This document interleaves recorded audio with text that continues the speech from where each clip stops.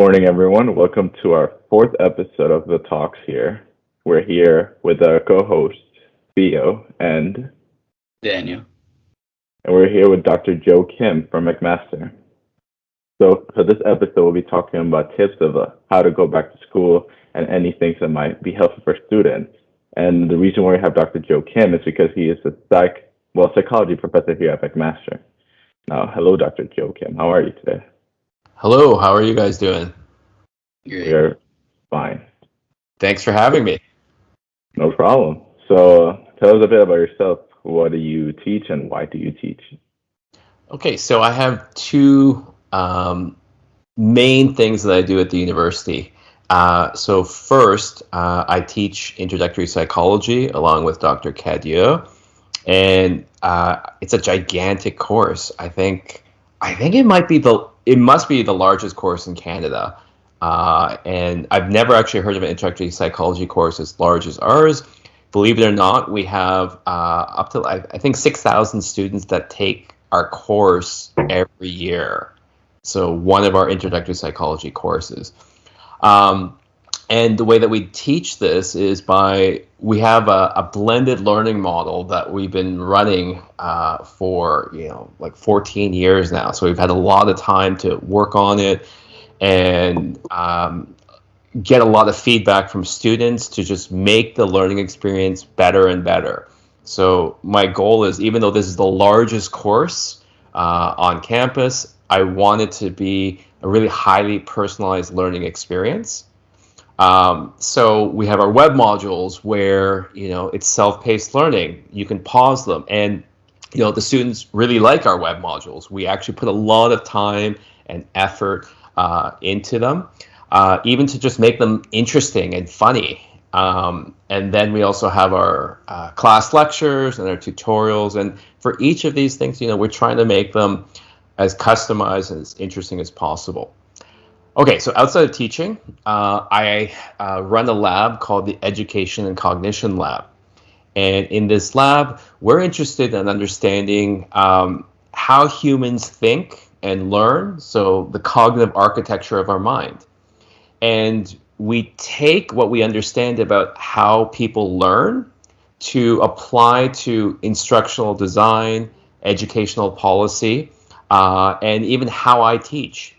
And what's in common with these two things is that I'm most interested in understanding the conditions that lead to durable learning. So by durable learning, I mean not just being able to memorize or even sort of understand something for this quiz, but beyond the quiz, to the quiz term, to the final exam, and even beyond the final exam. I want people to be in some context in the future, and then be able to apply what they've learned in my course and think, wow, I'm just experiencing, a confirmation bias right now, and that's affecting my decision making. And so being aware and having that information, I think, makes you a smarter consumer of information. So that's my goal. It's funny that you say that actually about the confirmation bias thing, because I think I find myself now kind of like thinking about these psych terms that I learned in your class back in first year, which is probably like 2 years ago now, which is kind of crazy in and of itself. Well, you can see confirmation bias, especially in today's like polarized political climate, especially in the United States when I look at the news, right? Yeah. Depending on what news station you watch, say, for example, Fox News versus like MSNBC, I mean, the exact same news story is given a very different spin, which caters to the specific demographics of the audience that's watching it. So people want to get confirmation that, hey, what I believe or what I think is true, I just want more and more supporting evidence for that. Even if it's very weak or like circumstantial evidence, it doesn't matter. You just kind of lump all that together. And if you're not aware of something like confirmation bias, you can go through your whole life not quite realizing that you're not getting a very accurate picture of the world. So there are people that believe the earth is flat. and they consume lots of information that confirms their hypothesis that the Earth is flat. And so they might make decisions based on the faulty information. And so I think that puts you at a huge disadvantage for interacting with the world. Wow. Yeah. What's like one way to kind of get away from confirmation bias? Or at least if anyone listening that doesn't know what confirmation bias is, what's a quick definition as well? So confirmation bias is one of many different biases that humans are susceptible to. So you might be surprised to learn that a lot of the decisions that you make on a daily basis are guided by prior experiences, biases, and heuristics, sort of like mental shortcuts. And often it's good enough, right? If you had to think deep and hard about each of the, say, 200 decisions you have to make every day, you would feel completely overwhelmed. And that's why we kind of need some mental shortcuts. The problem is that these shortcuts can sometimes lead to systematic errors, right? And then if you combine that with, select prior experiences, tendencies that you have, it can end up giving you a very skewed picture of what the world actually is. And so confirmation bias is a great example here, where people are only actively seeking confirming information and ignoring any information that counters. So someone might present you with a completely logical, scientific, and rational explanation for why the Earth is not flat, or why the moon landing was not faked, right? But if you're strongly entrenched in confirmation bias, you'll just think, no, I don't even want to hear it, or that doesn't make any sense, and then I'm going to pick and choose what I want to believe, and then you're not really thinking critically.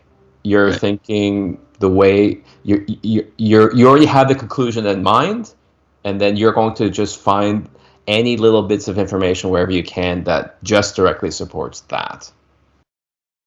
Yeah, that makes sense. And when it comes to shortcuts, like for your course, we're taught that, you can like try to, let's say, the night before the test, you can just go at it all night, pull an all-nighter, and you can succeed for that one very specific test or exam. But once after that, you're probably most likely going to forget everything. So what I want to ask is, what are some ways that you can enhance your like long-term memory instead of that short-term memory? Yeah, so I think that's what the goal should be, to really think about durable learning, long-term retention of information, and development of skills. This idea of just studying the night before, that's really just thinking in terms of, here's a fire, I just got to put this out immediately, and then I'll just worry about all the other fires. The problem is that any of the knowledge that you gain the night before, it's going to be really fleeting. Like, it's not going to really have a chance to connect with your long-term memory. And so the problem happens, like, let's say that you actually even just get away with it. You happen to be able to memorize a great selection that matches up with exactly what you're tested with, and you do well. You're probably not going to retain that information. Now, when it comes time to the final exam, if you've done that all year long in this course, it's like you have to start from scratch again at the final exam, where now you have an entire course worth of information that you have to demonstrate mastery for in a final exam. And there just won't be enough hours in the day to make that happen. So what you should really think about is, like, I guess an analogy is like a marathon. So if you're training to run a marathon, it can't be the night before where you say, like, oh yeah, I have that marathon tomorrow, I'm going to try to cram in as much training today as possible. Your body just can't absorb it and recover and be ready for that marathon. But if you spread out your training, across months, you will be, your body will be tuned and ready to perform on that test day for the race. So People can really understand that makes complete sense when it comes to motor learning.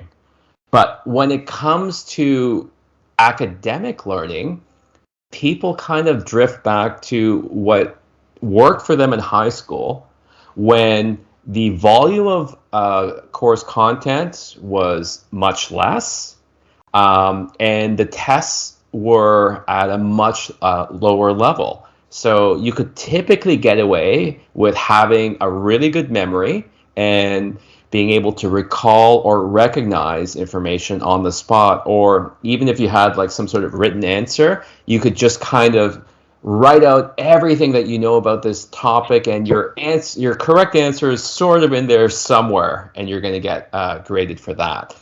Well, in university, that you're not going to get away with that because it's a higher level of testing. You have to really demonstrate mastery. So you can't just memorize specific examples and hope to see those exact examples on the final exam. What university instructors will tend to do to see how well a student has mastered a concept is what's called transfer of learning. So yes, you understand the definition of an independent variable. You can give a perfect dictionary definition of it, but okay, here's an experiment. What is the independent variable and why? That's a question that you can't simply memorize a dictionary definition. You have to actually know what it means and be able to apply it. So what I always tell students is that I'm not even trying to get you to study more.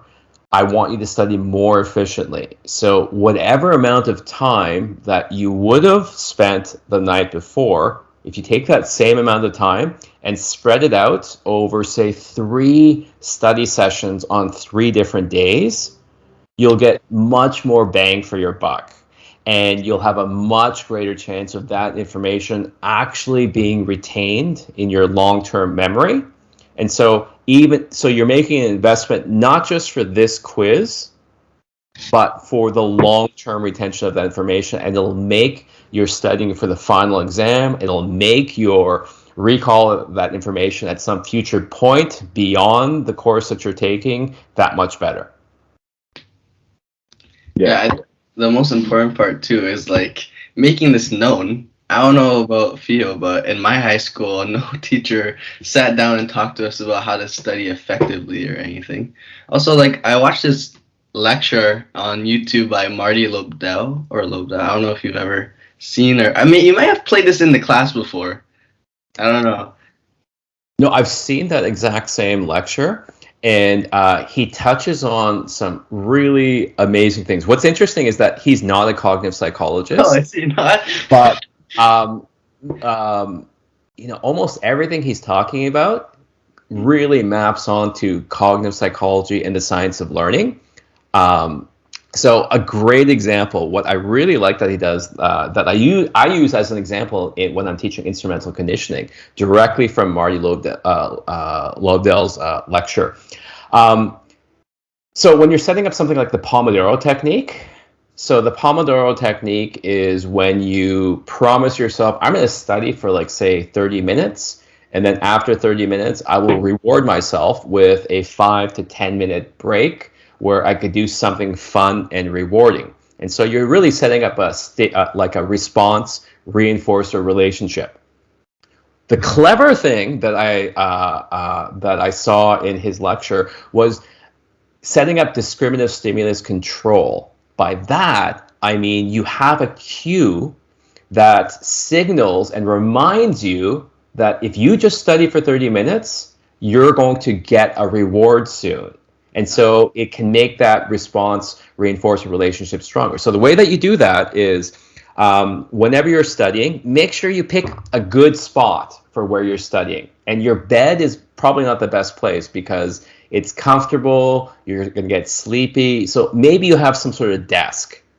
The next step, as soon as you sit down at that desk, have a cue that, hey, now it's time to study. So turn on a lamp, the same lamp, every single time.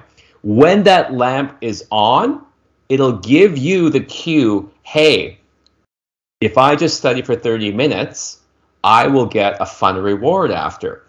if you ever catch yourself mind wandering or drifting, as you're supposed to be studying, turn off that lamp, get up, and clear your mind and come back when you're ready, because you're training yourself that as soon as I sit down, I see that lamp go on, I'm going to engage in studying for 30 minutes, and then I'm going to do my reward. As soon as that 30 minutes is up, turn off that lamp, get up, go do that rewarding activity, and then come back. So if you can work yourself up to 30 minutes and, really starting as soon as your lamp comes on, you can get a lot done single tasking in 30 minutes compared to 3 hours of multitasking, right? And then if you can string together, like say 3 of these sessions where you're single tasking for 30 minutes, that's a lot of work that you're actually getting done. So in those 90 minutes, it's probably equivalent to many students' full day. And so after you finish those 3 study sessions, take a long break. Take a 45-minute or 1-hour break where you do something really fun. Make sure you go to a completely different environment, like go for a run, have a meal, watch an episode of a show, or better yet, re-watch your favorite web module from Mac Intro Psych. Anything that you find to be really rewarding. And the best part too is that while you're doing this long, fun activity, it's completely guilt-free, because hey, I've completely earned this. I'm not procrastinating, and it's more enjoyable. Food tastes better. Shows are better when you can actually follow along and not think to yourself, I shouldn't be doing this. I shouldn't be doing this. I should be studying. I should be studying. And I know a lot of students, they go through 4 years of living like that. Whenever they're doing anything fun and interesting, there's a part of them that their mind is wandering and telling themselves, oh, I shouldn't be doing this. Like, do you really want to live for 4 years with your life on hold for being guilt-free for doing anything fun? And obviously the answer is no. Yeah. So by doing this, and then maybe if you did another afternoon where you repeated the process and you did another 3 Pomodoro sessions like this, I'd say you're done for the day. Then for the evening, you should do a long break, like 2 or 3 hours. Do something really interesting, socialize, have fun, and then go to sleep, guilt-free. Sleeping is also so much easier. So everyone knows, of course, that you need regular sleep, and that many students engage in very poor sleep habits. Partly because even when they're studying during the day, they end up multitasking and not really getting a lot done. So the problem here is that you're definitely putting in the time, right? Maybe you're in a library, maybe at your desk at home. You're there for hours, but not much gets done. And then it ends up being post-dinner, it's 9 or 10 o'clock, and you tell yourself, wow, I haven't got much done. I need to catch up. And then you stay up till 1 or 2, and then you don't get much sleep, and then this whole thing becomes a really bad cycle, right?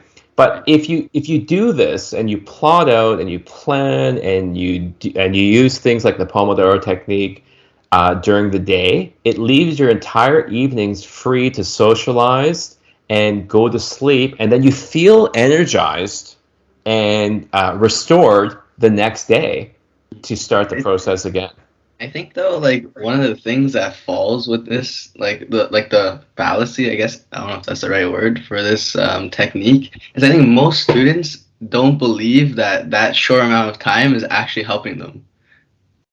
I think I've met a lot of people that they'd rather like sit at a desk and just have their book open all day and feel more accomplished than having like I know. I hear you. It's because people are emphasizing quantity over quality, right? And what I'm trying to emphasize is the quality of your study time over the quantity. You have time is a limited resource, right? And so, sometimes I ask students, how long are you going to study for this test? And they might say, well, I'm going to just keep studying until I know everything. That's not a good answer, because you have a test for this course, but you have probably 4 other courses. Maybe you have a part-time job. Maybe you have other activities that you have to do. And so you can't throw the kitchen sink at this one fire when you have all these other responsibilities that you have to do as well. So if you emphasize quality over quantity, you can get much more done. And I think this kind of ties into active recall. If you want. Oh, we have a special guest here. Oh, we have a special guest. I'm the special guest. Hi, Do you guys Monica. have any questions for Dr. Monica? Monica, how do you feel about your dad making you do some experiments for psychology classes? I don't know. I just feel something. It's what? I feel it's just something. Something what? I don't know. Do you like being in experiments and videos? Yeah. Do you like helping to teach like 6,000 students? I mean, I like teaching. You like teaching? 5,000 students. Yes, I like teaching. Yeah. What are some ideas that students should do to do better in university and study, and what do you think? I don't know. I'm tired. You don't know. Okay.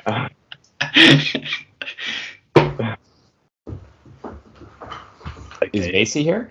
No, you know what's weird though? Who's at the door? I don't know. Some random person on a rope rang our doorbell like 3 times, and once they saw that someone saw them, they ran away. Oh wow, that's weird. Okay. That seems safe. Okay.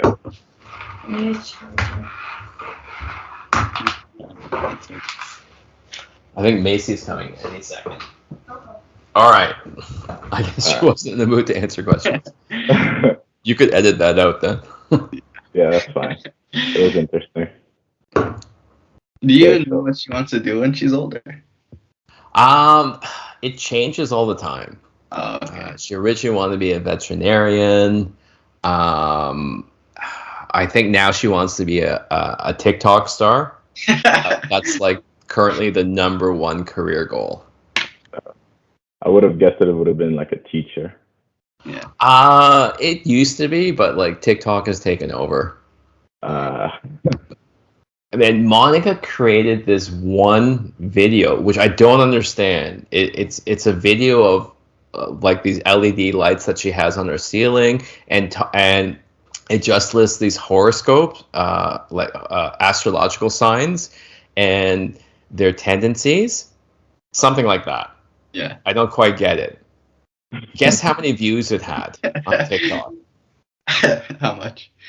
Like, she's not in the video. It's just a picture of these lights and like these things, these predictions. Guess. 50K. More. 100K. 100K. More. A million. No. About 500,000. Holy. Half a million. And she asked me, like, have you ever had a video with 500,000 views? No.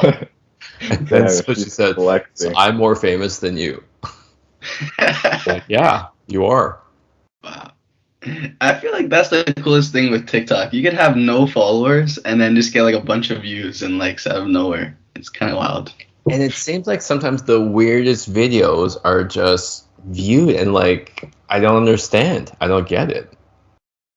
There's got to be some like psychology behind that app or something. Oh, for sure. There's got to be like a way of like tapping into the algorithm, or like something that's kind of just on trend but has an interesting twist. There's an exact formula I'm sure you could work out. Yeah. I mean, even like the way it's set up so you can just swipe, and it's like this endless like cascade of content. Yeah, it never ends. Yeah, and you can just keep swiping and you lose track of time. Yeah. Okay. Okay, get back on track here with I wanted to talk to you about the active recall thing, and touching upon how students think that's also like not worth doing because it doesn't feel like you're actually doing something. And I feel that most of the time when I'm doing it, although I guess after taking your class, I kind of like, okay, I mean, if this prof is telling me to do active recall, I feel like I should be doing it. But I guess I could give a definition of active recall, and then you could tell the audience if it's correct or not, if I learned it Sure. correctly. So active recall is like, what is active recall actually? I feel like Okay, well, let me give you an example. okay, yeah. Imagine you have two students that are going through flashcards for all of the key concepts that they have to master for an upcoming macro intro psych quiz.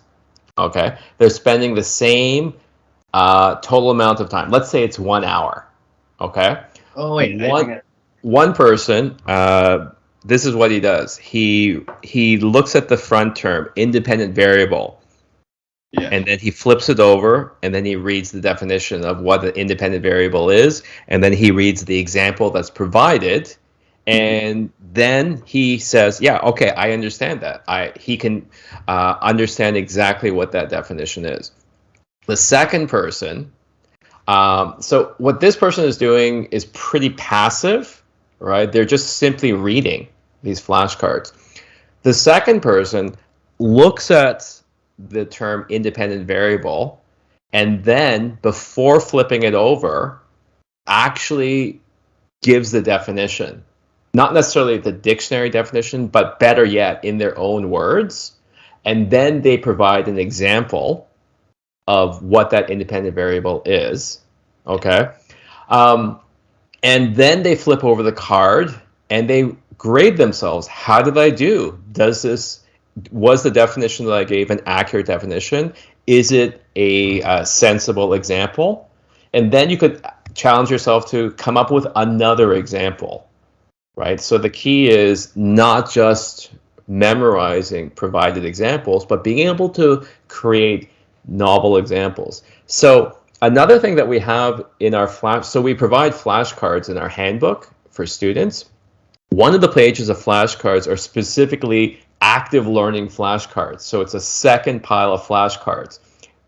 So it'll say things like, for the next term, explain this concept to a 6-year-old, or take 2 random flashcards and draw a connection between these 2 concepts, or think of an example from your life where you experienced this concept, or what's your favorite scene from a movie that illustrates this concept, things like that. So these secondary active learning flashcards have active learning activities built in. So the key with active learning is that you're actually doing something instead of just passively reading. So the same hour spent active learning is far superior to that hour where you're just sitting back and passively rereading things faster and faster. It takes a lot of effort too. It does take more effort. That's why it's these study methods, cognitive psychologists have a term for it, desirable difficulty, meaning it is more difficult, it is more challenging, it does take more effort, but it has a desirable outcome of better retention of information, better understanding, and I would argue even it's more fun and interesting than just kind of like trudging through really passively. I completely Very cool. But Daniel and I, before we met with you, we kind of had this conversation where we're like, we recognize that you're a teacher and also a researcher. So we couldn't help but at times during class feel like we're kind of like guinea pigs inside of this big experiment of yours. So we were wondering, instead of asking, oh, are we in an experiment?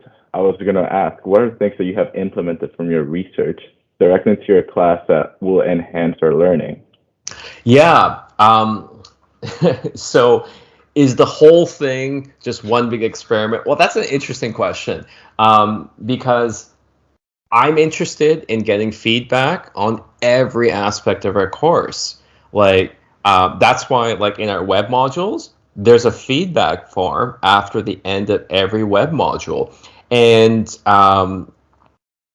I'm constantly looking for ways to improve. So if a student, for one particular web module, if many students are confused by a particular example or analogy, that's valuable information. And so I want to address that. I want to figure out what is it that was confusing about this. Maybe it was like a bias on my part of illusion of the expert, where for me, like, this seems so clear and obvious, but for a novice, it's not. And so that's something I could become blind to, right?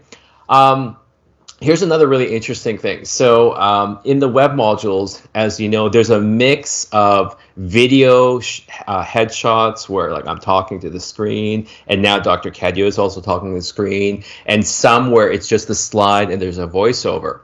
Now, from a theoretical perspective on learning, it's good to have no video headshots because that could be distracting. So for example, if you use something called eye tracking, where you measure where a person's focusing their visual attention on the screen, when the headshot comes on in the corner, that's where they're looking. And so students are not paying attention to, if you, for example, you have an important graph on the screen. So 1 year for the web modules, I removed all of the talking headshots. And so it was just a voiceover. Now, it had this unintended consequence. So students never saw my face at all on the web modules. They just heard my voice. And so in the web module feedback, students wrote, I feel like I don't really know Dr. Kim, like we never see him. And from a technical perspective, the audio was the same. It was the audio from the videos, right? But they just felt like the lectures were qualitatively, the web modules were qualitatively different, right? Believe it or not, some people thought they were less funny, right? And everything's exactly the same, right? So my position was like, okay, how can we, introduce back in the video headshots, but without it being distracting, but enough so that the students feel connected with me as the presenter. So if you recall, the web modules are divided up into units, right? So one web module might have 5 to 8 units. So we put the video shots back into the intro and the conclusion of every unit. And then instead of having it in the corner, we now made it full screen. And so during these intros and conclusions, we aren't presenting any slides at all. And they're mainly, summarizing the main concepts or introducing or providing some example or a story where really you just need to listen to me. So what's interesting is that there's a minimum number of video shots, just intro, conclusion. So that was enough for students to feel connected with me as the presenter. And from a pedagogical perspective on learning, it eliminated a distraction during the key presentation of the content. And so what we figured out was sort of like this minimal effective dose of video presentation of the presenter to make this kind of personal, interesting, engaging connection without being distracting. So that would be a more thorough, technical sort of experiment that just kind of happened accidentally. But I think it makes the web modules much stronger for having organized it that way. And there's lots of other things that we're interested in constantly improving. How can we make our class lectures better? How can we make our tutorials better? How can we make the textbook better? How can we continue to make the web modules better? All of these aspects are continuously improving. So what's interesting, so sometimes I'm asked to speak at other universities or institutions about how we teach so many students and how we develop our blended learning. And they're seeing the current version, right? And the thing that I always tell people is that, okay, you're just seeing the cumulative improvements over 14 years. So right now, it really is a very strong teaching model, but it didn't start that way. When I started off, my very first year, we were making web modules like a few days before they had to be released. It was a really hectic period, and there were lots of things that were going on. Students hated it. The very first year I was teaching it, I think the course evaluations were like something like 5.5 out of 10, right? And then every year I took the feedback and I made continuous improvements. And at this point, it's a really strong course. It's very well received by students. Students, by reputation, know that this is a really well-designed course. It has instructors and TAs that really care, that are very well trained. I think it's really reflected in the entire learning and teaching experience for everyone involved. So it's a lot of fun for all of us. So Dr. Cadieux, our TAs, like people, we all really enjoy teaching in this course. I think just going like through the course, it felt like it was really well put together and all that. Also, I remember there was a couple of funny things that happened during the course. I don't know if you would want to comment on any of these things. Like, there's a certain lecture that you don't ever attend, or during Halloween time, you wear like a costume. I thought that was pretty funny. Okay, so for the Halloween costume first, I'll answer that. So that is it's a student-run initiative. So it's in support of UNICEF. Okay. And so all funds raised in support of reaching this goal, and then I will wear the costume of choice by students in the class. That's to completely support UNICEF. I think it's a great cause. Yeah. I have zero input on what the costume selections will be. Okay. It somehow ends up that the students always choose for me to be some sort of princess. So I've been Princess Leia, I've been Princess Elsa, I was Wonder Woman, actually. I was Black Widow. But actually a few years ago, I was also Mario. Yeah.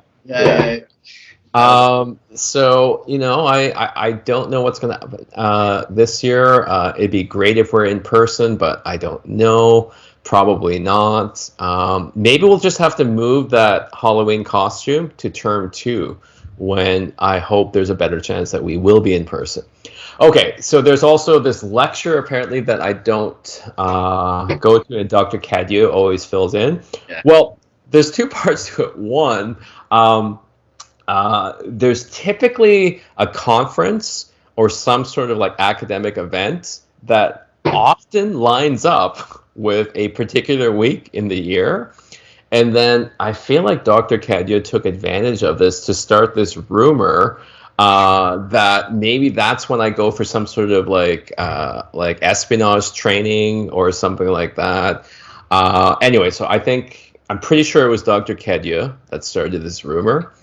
And that's all I'm allowed to say about that. Okay. Nice. It's like those bizarre things that you just don't forget. Yeah. Well, you know what? That's interesting that you say that, because I think for me, a key part of being in a classroom, like a live class lecture together, even if it's online, is that even just beyond the pure content, I think I always want there to be moments that you're going to remember, right? So there's so many things, I think, if you look back to your course in introductory psychology, interesting things that you will remember that will stand out, right? And so when I'm designing a lecture, I want there to be moments in there that people will be talking about, students will be writing memes about, students will be debating and thinking back and remembering. I think those are great things to build into any type of teaching experience.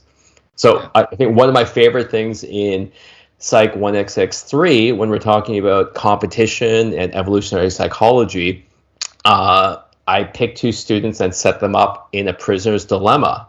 So this past year when we were online, I did this online. So I had 2 students join the Teams meeting, and they didn't know what they were going to do. And I explained the rules. I said, inside this envelope is a $50 Uber Eats gift card. And we're going to figure out what we will do with this between the 2 of you. You have 2 choices. On a piece of paper, you can write down steal or split. If you both pick split, you will each get $25 of that Uber Eats gift card. If one of you picks steal and one of you picks split, the person who wrote steal gets all $50. But if you both pick steal, you both walk away with what you came in with today.